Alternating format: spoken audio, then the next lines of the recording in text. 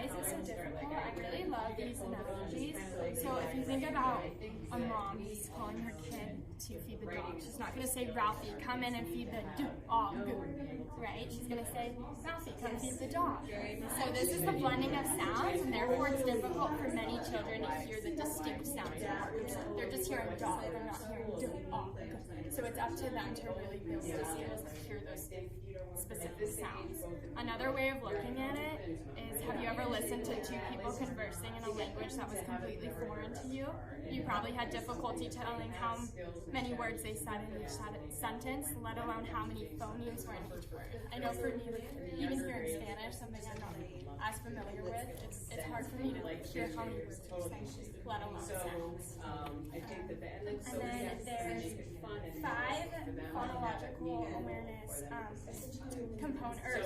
series of skills, and these range from easy to difficult, and they must eventually be acquired. The main components include, and this is going to be a little bit of call and repeat, so I'm going to say, I'll ask you to do something, you can just share the answer. So the first one is a concept of a spoken word, and this is the ability to distinguish words in a sentence. Example, I'm going to say a sentence, I want you to tell me how many words are in the sentence. I like apples. 3, yeah, and then the kids can count, I like apples. The next one is rhyme, the ability to recognize, complete, and produce rhyme. Example, just pick rhyme with stick. Complete this rhyme. Humpty Dumpty sat on a wall. Humpty Dumpty had a great. And then what word? I mean, the answer is I know. You're not supposed to. What word or nonsense word rhymes with ball? Fall rhymes with ball. Fall rhymes with ball. Yeah, so we do this almost every day, and it's really fun to hear all the words they produce that rhyme with the word. I get that. And then syllable is the next one. This is the ability to blend, segment, and delete syllables. So example, and I do hand motions with them that some of them are starting to catch on to. So foot and ball together make football. All right, and then clapping the words in rainbow. Rainbow. How many? Or clapping the syllables. Rainbow. How many syllables? And another strategy I like to use is dropping your jaw, or putting your hand here, and how many times you drop your jaw. Rainbow. You dropped it twice. So that's a great way to count syllables. And then say cupcake without cake. And then again, I just use these hand motions to remove sounds, remove words, or parts of a word. The next one is phonemes, and this is the ability to recognize initial and final sounds in words. So what's the first sound you hear in the word dot? Yes, if the destruction Do the kids get that? And then they're pretty great at that. We just started doing medial sounds, and that's been a little bit more challenging. I've been doing in a roller coaster, so we dot and do it right, so they can really focus on that middle. Yeah, the visuals really help that. Even holding your ear, and removing your hands. I find that to be really helpful. But they're pretty. I'm pleasantly surprised with them identifying the initial and final sounds of words. And we're just starting those medial sounds. What is the last sound in the word sun? And then the ability to blend onset and rhyme. So what is the word? Top. And we use tap. I don't know if either of you have seen this at home a lot with writing, but tapping fingers just to help us spell out a word. I really encourage them to do that. So if they're spelling top, just so they can use manipulatives or natural manipulatives to help them. The ability to blend, segment, and delete phrases. So I'm going to say what's the word? What are the individual sounds you hear in pot? So you're going to tap it out. Pot. And then say take without One thing I always think about with writing is it's a difference. Say big without good.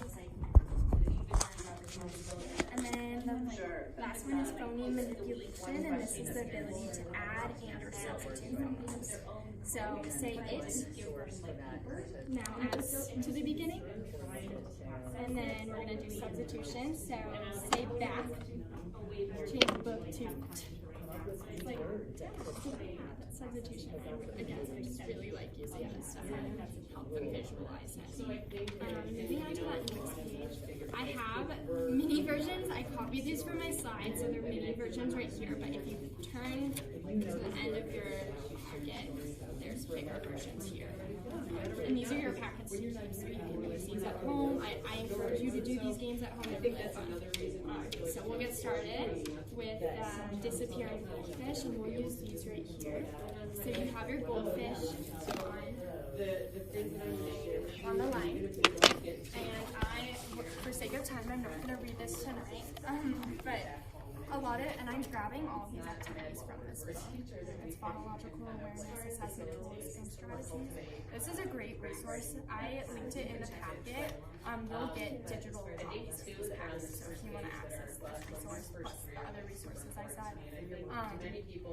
This is great. It's more geared towards classroom instruction, but it's easily modifiable.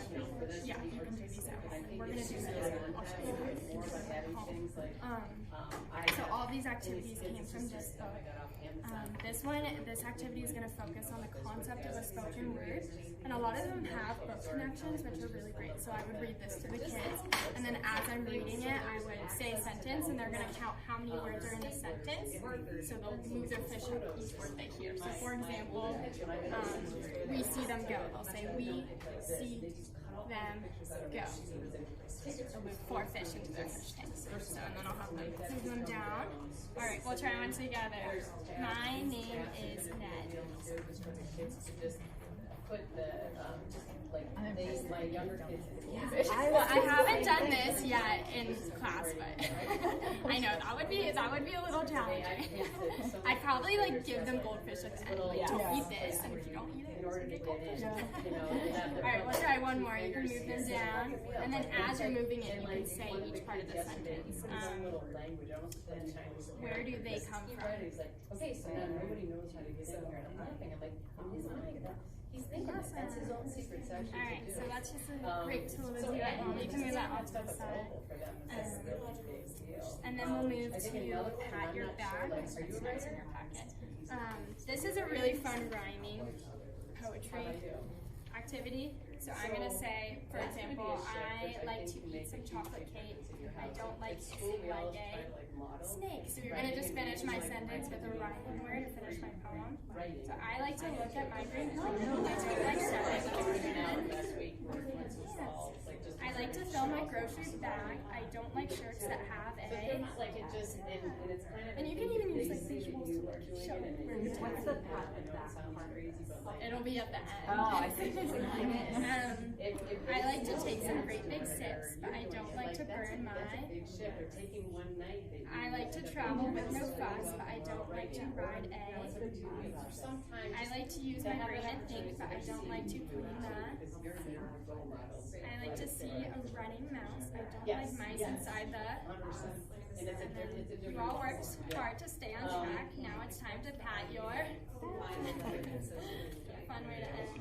So we move to this one. I'm thinking of a word. You're going to use these words. I put a comedy in, I think, the end of I could forget it. So you can use these to cut out homework. You're welcome to.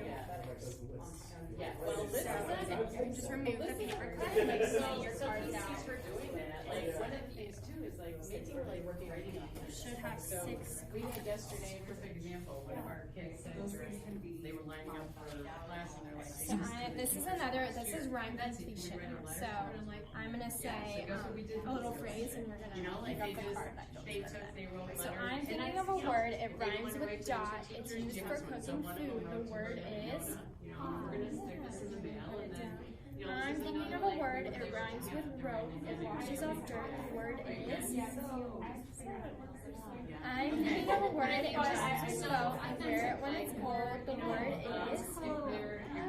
I'm thinking of a word, it rhymes with dish, it swims underwater, the word is. I'm thinking of a word, it rhymes with tree, it unlocks a door, the word is. I'm thinking of a word, it rhymes with frog, it likes to bark, the word is. Yeah, so this is just another great way to practice rhyming at home.